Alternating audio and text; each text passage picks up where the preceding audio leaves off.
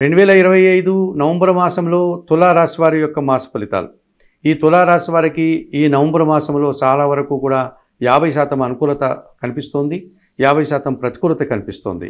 ఈ పవిత్రమైనటువంటి నవంబర్ మాసంలో ఇది కార్తీక మార్గశిర మాసాల కలయికగా ఉంది కనుక నవంబర్ నెల 21 వరకు కూడా కార్తీక మాసం ఉంది. ఆ తర్వాత మార్గశిర మాసం ఉంది కనుక భగవంతుని ఆరాధించండి. శివకేశం భేదం లేకుండా మీరు శివాలయాలకు కానీ విష్ణు ఆలయాలకు కానీ వెళ్ళి సందర్శించండి. ఈ రకంగా స్వామివారి యొక్క కృపకు మీరు పాత్రలు కావడం వల్ల మరింతగా మంచి ఫలితాలు పొందడానికి అవకాశం ఉంటుంది. ఏదైనా ఒక శివాలయంలో నిద్ర చేయండి. అలాగే విష్ణు సంబంధమైనటువంటి ఆలయాలకు వెళ్ళి స్వామివారిని దర్శించుకుంటారండి. ఈ రకంగా చేయడం వల్ల ఆర్థికంగా మీరు బలపడడానికి అవకాశం ఉంటుంది. మరి 2025 నవంబర్ మాసంలో ఈ తులారాశి వారికి ప్రధానంగా బుధగ్రహము, శుక్రుడు, శని, కేతువు అనుకూలంగా సంచరిస్తున్నారు. ఇందులో భాగ్య వ్యయాధిపతి అయినటువంటి ఈ బుధుడు ఈ నవంబర్ నెలంతా కూడా ద్వితీయంలో వృశ్చిక రాశిలో సంచరించడం వల్ల మీ మాటకు విలువ పెరుగుతుంది. స్థిరాస్తుల నుంచి లాభాలు అందుకుంటారు. కుటుంబంలో శుభ కార్యక్రమాల నిర్వహణ జరగడానికి అవకాశం ఉంటుంది. వ్యాపారాభివృద్ధి, ఆర్థికాభివృద్ధి, బ్యాంకు లావాదేవీలు, రుణ సదుపాయాలు కూడా మీకు అనుకూలంగా ఉంటున్నాయి. మీరు ఏదైనా ప్రయాణాలు చేయడానికి కూడా సానుకూలత ఏర్పడుతుంది. కొత్తగా వ్యాపారాలు ప్రారంభించడానికి అనుకూలత కనిపిస్తుంది. ఉన్న వ్యాపారాన్ని విస్తరించుకోవడానికి కూడా అనుకూలం కనిపిస్తుంది. కొన్ని రుణాలు సైతం మీరు తీర్చుకోగలుగుతారు. మీ మాటకు విలువ పెరుగుతుంది. కుటుంబం కోసం నూతన వస్తువులు కొనుగోలు చేస్తారు. ఇక జన్మరాశ్యాధిపతి, అష్టమాధిపతి అయినటువంటి శుక్రుడు జన్మరాశిలోనే తులారాశిలోనే సంచరించడం వల్ల చాలా కార్యక్రమాలు సునాయాసంగా పూర్తి చేస్తారు. ఇక లాభంలో సింహరాశిలో కేతువు సంచారం ఉంది. ఎప్పటి నుంచో నవంబర్ మాసంలో కూడా కేతువు అలాగే సంచరిస్తున్నాడు. లాభంలో కేతువు సంచరించడం వల్ల నీతిగా నిజాయితీగా పనిచేస్తారు. మీ నిరాడంబరతకు మంచి ఫలితాలు వస్తాయి. అధికారుల యొక్క అభినందనలు అందుకుంటారు. భగవంతుని ఆశీస్సులు అందుకుంటారు. అలాగే ఎటువంటి ఆడంబరాలు కానీ ఎటువంటి హంగామా లేకుండా దుబారా ఖర్చులు లేకుండా వృత్తి ఉద్యోగ వ్యాపారాల్లో మీరు నిరంతరం పనిచేసి మీ కష్టాన్ని దైవంగా భావించి మంచి ఫలితాలని లాభాలని అందుకుంటారు. ఇక చతుర్థ పంచమాధిపతి అయినటువంటి శని భగవానుడు ఈ నెలంతా కూడా మీన రాశిలో షష్టమంలో సంచరించడం వల్ల మీరు గట్టి పోటీని సైతం సునాయాసంగా ఎదుర్కొంటారు.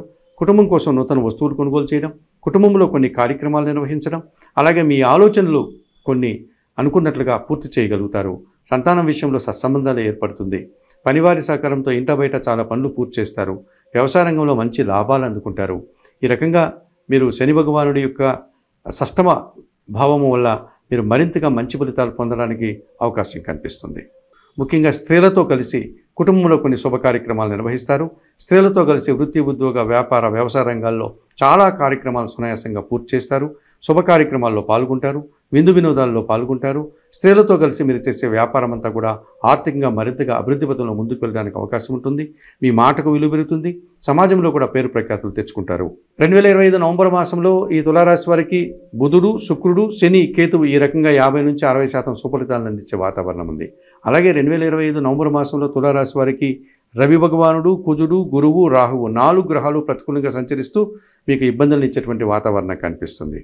ఇందులో 2025 నవంబర్ మాసంలో ప్రధానంగా లాభాధిపతి అయినటువంటి సూర్య భగవానుడు ఈ నెలంతా కూడా జన్మరాశిలోను ద్వితీయంలో అనగా తులారాశిలోను వృశ్చిక రాశిలో సంచరించడం వల్ల జన్మరాశి అయినటువంటి తులారాశిలో నవంబర్ 16 వరకు, నవంబర్ 16 తర్వాత ద్వితీయ భావం అయినటువంటి వృశ్చిక రాశిలో సూర్య భగవానుడు సంచారం కొనసాగించడం వల్ల అధికారులతో మనస్పర్ధలు వచ్చే అవకాశం ఉంది. అధికారులతో అభిప్రాయ భేదాలు వచ్చేటువంటి పరిస్థితి కనిపిస్తుంది. తండ్రి ఆరోగ్యం విషయంలో జాగ్రత్తలు తీసుకోవాల్సి ఉంటుంది.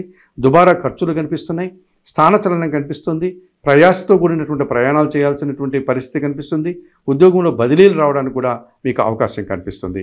మీ మాటల వల్ల అపార్థాలు, కుటుంబంలో అశాంతి, ప్రభుత్వపరమైనటువంటి కార్యక్రమాలంతా కూడా వాయిదా పడే సూచన కనిపిస్తుంది. ఇక ద్వితీయ సప్తమాధిపతి అయినటువంటి కుజుడు ద్వితీయంలో అనగా వృశ్చిక రాశిలో సంచరించడం వల్ల మీ మాటల వల్ల ఎదుటివారు అపార్థాలు చేసుకోవడం, తద్వారా మనస్పర్ధలు, అభిప్రాయ భేదాలు, కలహాలు రావడానికి అవకాశం ఉంటుంది.